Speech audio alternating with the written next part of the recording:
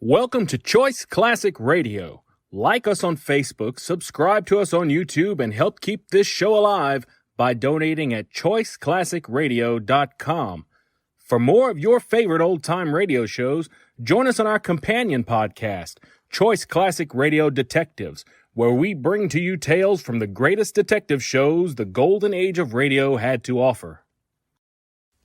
And now, with 463 episodes made, broadcast on CBS Radio from 1942 to 1955, we bring to you The Whistler. The Whistler, another signal mystery.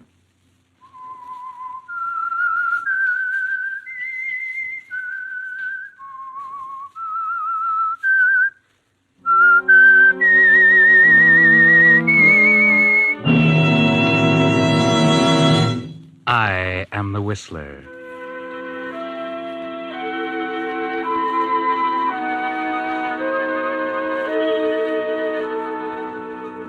And I know many things, for I walk by night.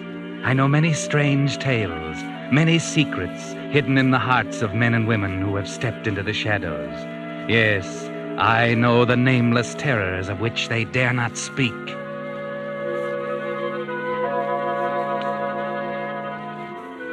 Tonight, the Signal Oil Company, marketers of Signal's famous Go Farther gasoline and motor oil, bring you another in a series of strange tales by The Whistler, the story of the wild moors and strange people of Devon. Listen to Local Storm.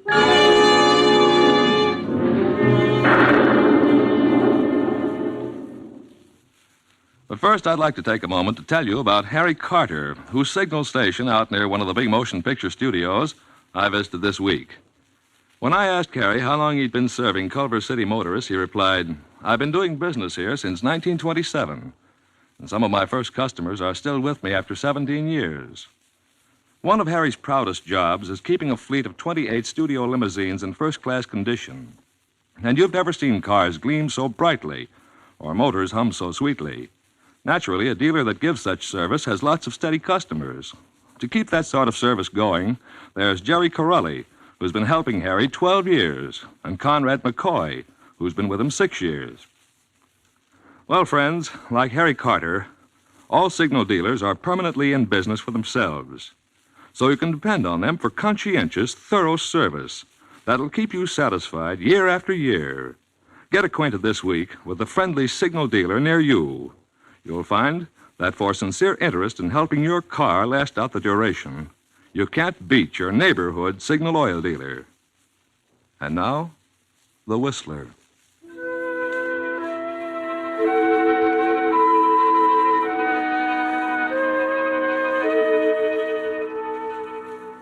On the southwesterly tip of England, deep in the wild moors of Devon, lies the little village of Stone Cross. Invalided Mrs. Wentworth is one of the few residents of this lonely place. She hasn't been here very long. She moved from London after the Blitz to this, safer place and bought a little white stone cottage on the moor. She has few, if any, friends. Her neurotic ways and snappy tongue and commanding attitude have turned them away. She has few visitors, the vicar's wife occasionally, and Dr. Brooks more often. He's not really a doctor. He's a masseur, and he's in the living room of the cottage now, giving Mrs. Wentworth one of her treatments. It's not going too well. The unseasonable weather seems to have upset Mrs. Wentworth. Come now, try. Just once more, Mrs. Wentworth. Oh, please, Doctor. Don't ask me to try to move again. It's agony. Agony, I tell you. But you don't try. Please try to understand it's really mostly in your mind. It's a psychoneurosis. I can't believe the pain's as bad as you say. My dear man, it's only by sheer pluck I stopped from fainting because of the excruciating agony in my legs. And this beastly weather has made it 10 times worse. I don't think you should make me exercise. You know what the heart specialist in London told me. No exertion or excitement. Besides, I don't think they help me. Well, haven't you felt any improvement from all this massage treatment? Well, the swelling seems to have gone down a bit. Swelling? Mrs. Wentworth, you've never had any swelling. Oh, yes, I did. And the aching, if only you knew. Sometimes I feel like giving up. So do I. What do you mean? I mean, if you won't try, then there's nothing more I can do for you. You say my massages don't help you, and you don't do your exercises, and you don't follow your instructions, and you don't take your medicine. Certainly. They don't do me any good. You should try something different. You promised to cure me. You ought to be ashamed of yourself. You're sworn by oath to administer to the sick and to relieve the suffering, and you say it's a waste of time. Very well.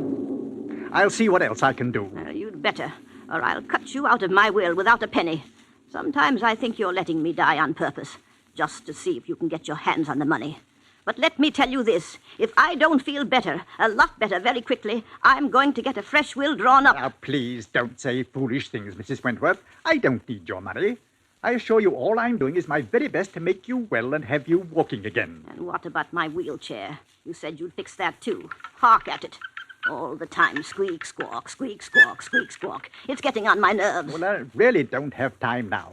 I have to be back at the village hall by 6 to assist at the post-mortem. Post-mortem? Who on? Old Mrs. Lynn. She was found dead last night, probably murdered. Good heavens, the vicar's wife. Yes, the vicar's wife. Oh, how awful. I never hear anything out here. I don't think you should leave me stuck out miles from everywhere with a murderer at large in this awful storm. I think it's an outrage. Olive will take care of you. I really must go. I'll phone you if I get any worse. Yes, do that. Olive will let you out. I can let myself out, thank you. Good night. Good night.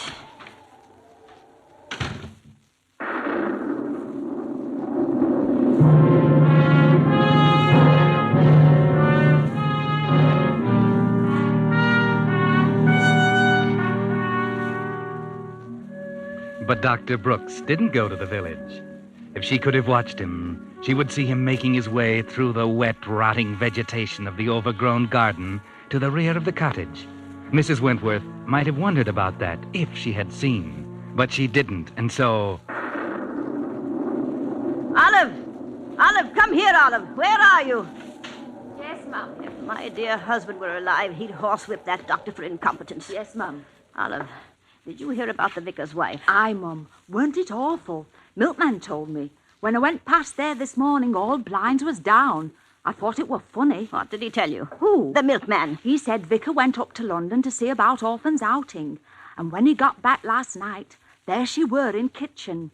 They say it must have been a madman what wrung her poor neck. Oh, keep quiet. Don't tell me such things. You asked me. Turn the wireless on. It's time for the news. Yes, Mum.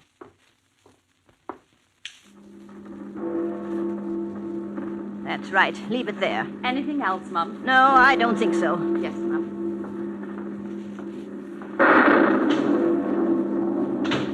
Oh, dear, oh, dear. Why don't they get on with the news? This is the BBC regional program. Before we get on with the regular news, we have a special police bulletin. The police warn residents of the county of Devonshire to be on the lookout for a dangerous criminal wanted for murder. This is his description. He is a man aged about 27 and... Ah! Olive, the lights have gone. Olive, come here, quick. Oh dear, oh dear. Olive. I be here, Mum. Well, don't just stand there in the dark. Light the candles. Yes, Mum. Oh, what a ghostly place this is. Every time there's a storm, the lights go out. Just when one needs them most. I wish I'd never come to this God-forsaken place. Olive, what have you got your coat on for? I've put you a nice supper on a tray in kitchen. All you have to do is light the gas for the hot water for your tea, Mum. I hope I can be at home before rain starts. You're not thinking of leaving me alone, are you? Yes, Mum. Well, you can't. Dr. Brooks left strict instructions. I was not to be left alone. It be my early night, Mum. You don't seem to understand. I'm too ill to be left alone in this dreadful storm. And Sorry, Mum, but my husband has to have his supper. Come storm or no storm. Nothing hinders his appetite. Oh, please stay. A little while tonight. There's a good girl. Just till the lights come on again, eh? You can see fine now, Mum. Ain't no good being afraid on thunder. Thunder never hurt no one. I forbid you to leave this house. But I got to, Mum. I warn you, Olive. If you go now, I'll cut you and your husband out of my will. I'm an old woman. I won't live much longer. So don't do anything you'll be sorry about later. I have to go, Mum. You don't know George when he's kept waiting. Please don't, Olive. Please don't go. If you'll stay, I'll give you that hat and that coat you liked in the village. I'll buy it for you tomorrow. I'm so afraid. I'm old and I'm lonely. I'm dreadfully afraid. Please Please say you'll stay, Olive. Sorry, Mum, but I've got to get home. I'll be back in morning. Good night. How can you be so unkind, you ungrateful girl? Come back! Come back, Olive! Come back!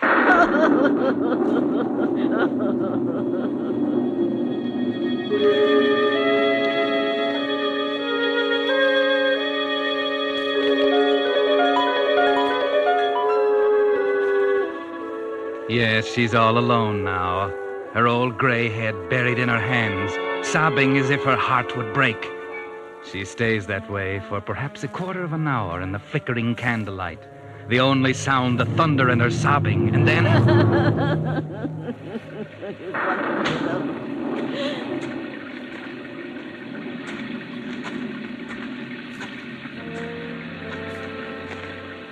What was it? What was that? Oh, it must have been the rain. I don't hear anything now. Couldn't have been that man, that murderer. No, it couldn't. No one would want to harm me, a poor old invalid. No, I won't think of such things. I won't. No, I don't want to be A man is peering in the window. He's silhouetted by the lightning. He's moving away toward the door. Who's that? Is that you, Olive? Is anyone there? Oh, what an awful night. I shouldn't be left here alone. I'll have a heart attack. Oh, dear. I won't be left alone. No, the telephone.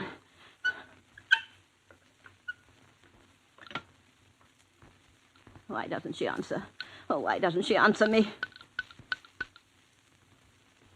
What number, please? What number, please? I want Waterfield, 1702. Waterfield 1702. Yes.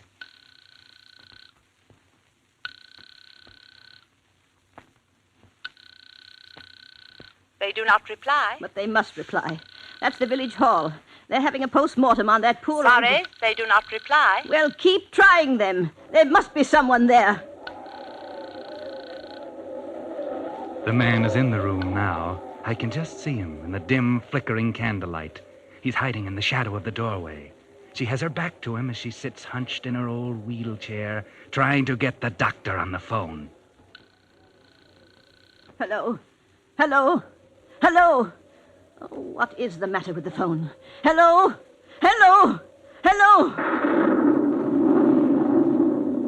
The man is right behind her now. He's raised his hands, huge hands, with the fingers outstretched, reaching toward her neck. Hello, Exchange. Oh, drat the phone, drat the whole blessed place. What a place. What am I to do? What was that? I could have sworn I heard... Who's there? Oh, there's someone right behind me. Who is it? Who? Ah!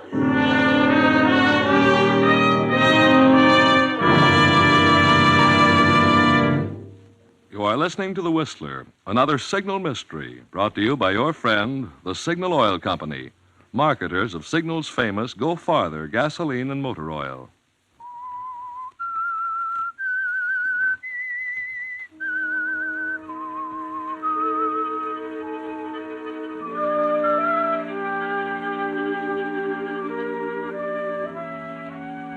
As the storm clouds thunder across the countryside, the invalid, Mrs. Wentworth, left alone in her solitary cottage at the edge of the moor, is startled by a hulking figure intruding into her living room. Could it be the murderer who is roaming the countryside? Could it be? Who are you? Evening, Mrs. Wentworth. Hope I didn't frighten you. Oh, it's you, George. Yes, you did frighten me. I knocked, and as you didn't answer, I thought better come on in, see how everything were all right. Well, thank you, George. I'm very pleased you did. I told Olive I didn't want to be left alone, but she had to go and get your supper. I know, I just seen her. She told us how thunder had made you a bit jumpy. So I told Les, never mind about my supper, I said. I'll go and cheer the old girl up. Won't be long. Why, as you laughing like a 16-year-old. Oh, George, you shouldn't talk like that. You really are a one, you are. Come here by the fire and get warm, eh? What you need is a drop of parsnip wine. Get the roses back in your cheeks. I'll get it for you. Oh, you're a good boy. Get my supper, will you, George? It's all ready. I'll have left it on a tray on the kitchen table. Won't be a couple of shakes or duck's tail. Oh, what a difference it makes if you aren't all alone. I didn't think I was going to eat a thing.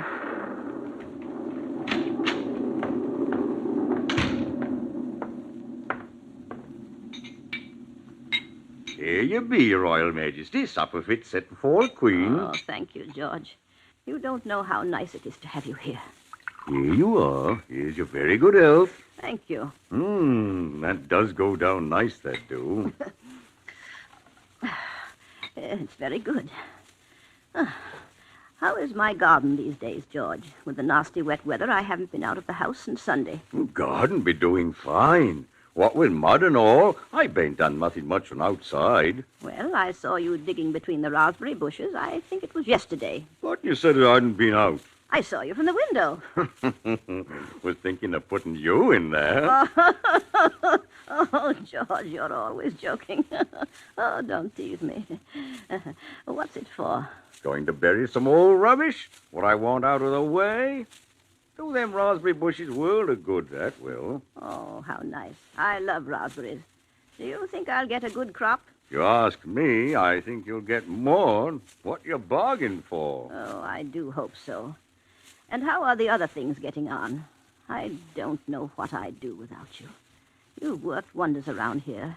It's a real pleasure to have you working for me. And real pleasure to work for you it'd be. Not like working up to vicarage, old Parsney be moaning about, always moaning about something. If it ain't one thing, be another. Not like us'n. Us'n gets on all right, don't us'n? Oh, you are a one, you are. I had forgotten you used to work at the vicarage. Tell me, George, did you hear any gossip in the village about what happened to the vicar's wife?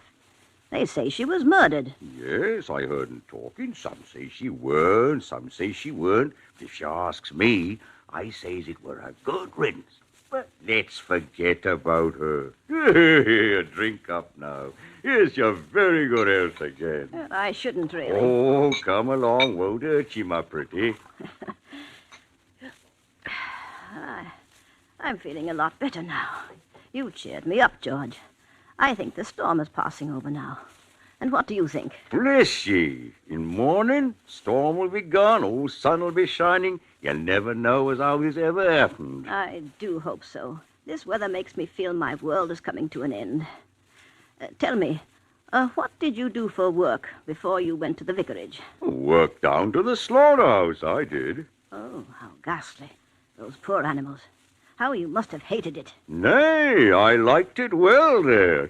More fun than a barrel of monkeys. Well, why did you leave, George? The blooming inspector throwed me out. What on earth for?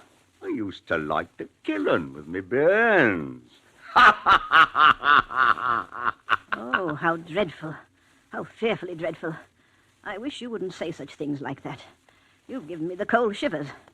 Put some more wood on the fire, will you, George? You ain't supped enough of that wine. That's what's the matter with you. I've had enough. And if you ask me, I think you've had too much.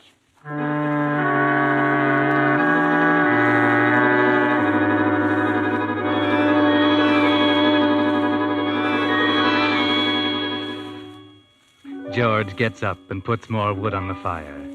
The blaze gives long, weird, fantastic shadows to the scene as he moves behind a chair. He's looking at his great hands now. He's slowly raising them to the level of Mrs. Wentworth's old neck. She doesn't turn, but she's tensed up. She seems to sense her danger. What are you up to, George? Let go of my chair. Stop pulling at wheels. You ain't going nowhere. Let go. Shut up and hollering. Hollering won't help you. You must be mad. The murder.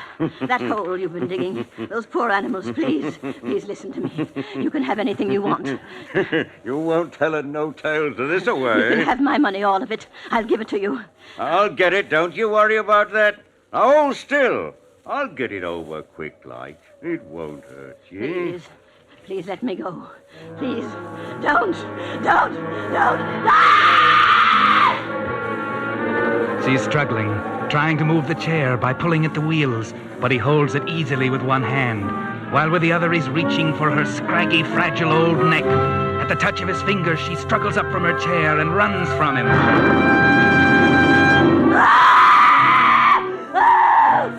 Now, two people are running down the garden path toward the cottage. They're at the door now.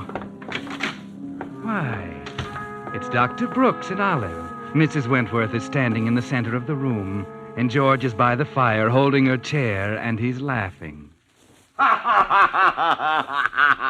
God bless you, Mrs. Wentworth. You'll be all right now. You'll always be all right from now on. Thank God it worked. I knew it would. I'm sorry George frightened you so, but you asked me to try something else, and so I told him to do it, as if it's the only way we could get you walking again. Now, you won't ever need that chair again. So I think you'll agree that it was worth it. I'm going to faint. Leave her alone, Olive. She won't faint. How dare you trick me like this? I'm desperately ill. You might have given me a heart attack. Oh, there's nothing at all the matter with you. Get out of my house, all of you. Get out. Go on. Get out of my house. I'll see you're all sorry for this. He don't want to be well. You know what you'll be. You'll be an ungrateful old witch on wheels. And I hope you get struck like it. Get out! Get out, do you hear? You'll be sorry. The lot of you, you'll be sorry. I'll cut you all out of my will, all of you. Well, I'm certain that's all right with us, Mrs. Wentworth. None of us asked to be put there in the first place, so none of us will miss being taken out. If we ever were there at all. What do you mean, ever there at all? I mean, I don't think that we were in your will at all. That's only another device of your neurotic brain to force people to do as you wish. Well, I, for one, have had enough of such things. I've tried to help you, and I did.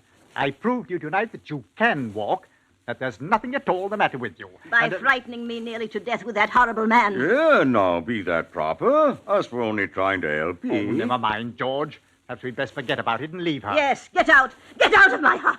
You fiends. You fiends. Now, who could that be on such a night? I don't know. You better find out. Hello. Is Mrs. Wentworth at home? Yes, sir. Who shall I say is calling? Inspector Gentry of Scotland Yard and Constable Irvin of your village police. By gum, Scotland Yard. Inspector. Oh, come in, Inspector.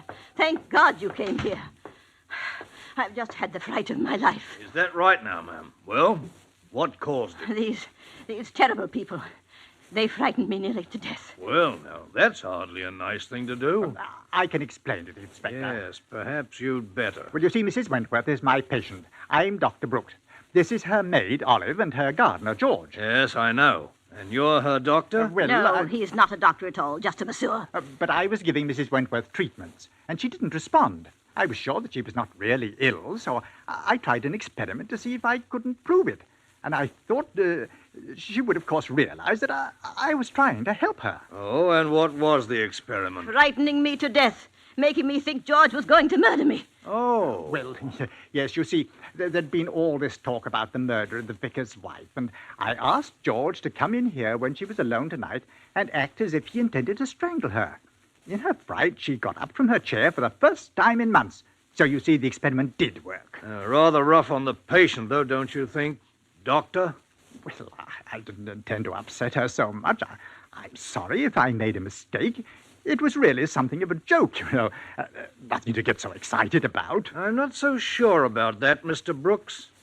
Is this the man, Constable? Aye, that's him riding off, Inspector.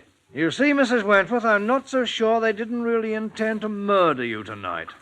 Because, you see, we have positive proof that this man, George, your gardener, is the murderer of the vicar's wife. George? Oh, no. Inspector, you Oh, can't... George! Look out! Get him, Constable. Yeah. Good show, Constable. That blow should hold him for a while. Inspector, I'm sorry. I had no idea. I'd never have done such a thing if I'd known. Perhaps not. You're not thinking that I could have been planning a murder with George? I didn't say that, Dr. Brooks. Do you have a guilty conscience? Oh, no, of course not. Mrs. Wentworth would tell you. I'm one of her best, her only friends here in the village. She'll tell you. Wait a minute. Mrs. Wentworth, Mrs. Wentworth! Oh, Mrs. Wentworth. Good heavens. I don't think Mrs. Wentworth will tell us anything, Dr. Brooks. And I'm just wondering. Wondering? What? Whether the law considers frightening a person to death murder.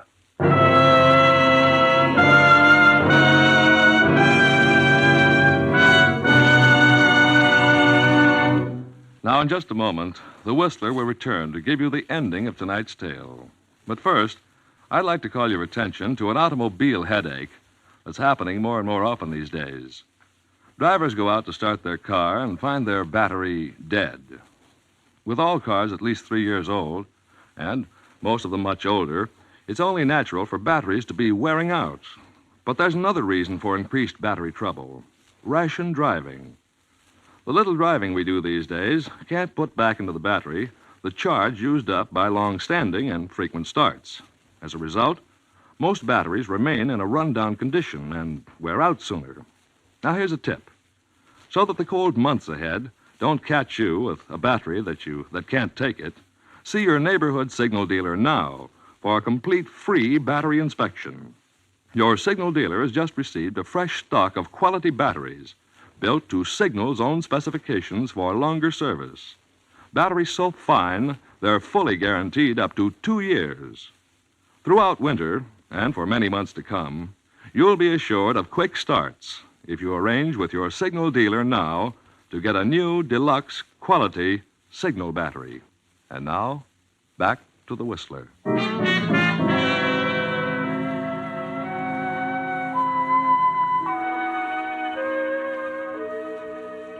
Well, that was rather a drastic cure Dr. Brooks used on Mrs. Wentworth, wasn't it? Yes, he cured her of her illness, all right, by frightening her to death. You see, Dr. Brooks dreamed up that character for George, the character of a man who just loved to strangle things and people with his big, strong hands. And he was utterly amazed to find that he had hit the nail on the head, that George actually was that character.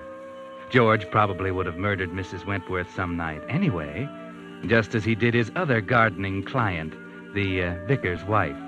Quite a coincidence, wasn't it?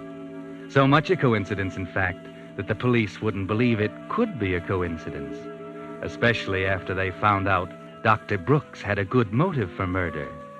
Yes, you see, the good doctor was surprised to find that the old lady had named him in her will. Her death would bring him a tidy fortune. Another coincidence? Well, just one too many, I'm afraid. No jury will ever believe the good doctor's protestations of innocence. No, I'm afraid the good doctor will find himself convicted of a crime he didn't commit. A crime that wasn't a crime at all. The murder of Mrs. Wentworth.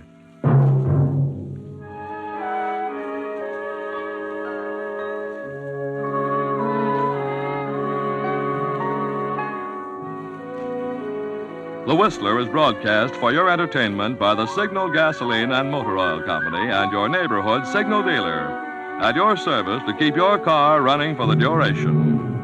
The Whistler was produced and directed by George W. Allen. The story by James Sussex. Music composed and conducted by Wilbur Hatch. This program is being transmitted to our troops overseas by the Armed Forces Radio Service. Next week, The Whistler changes its time of broadcast and will be heard on Monday nights at 9 p.m. Remember, the next Whistler program will be a week from tomorrow night, Monday, September 18th, at 9 p.m. This is Bill Pennell speaking.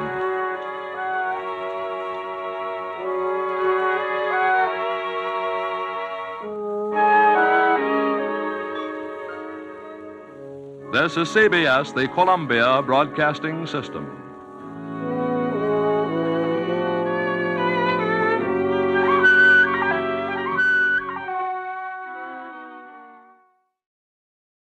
That concludes today's episode. We'd like to thank you and remind you to donate at choiceclassicradio.com. Remember, your donations make episodes like this possible.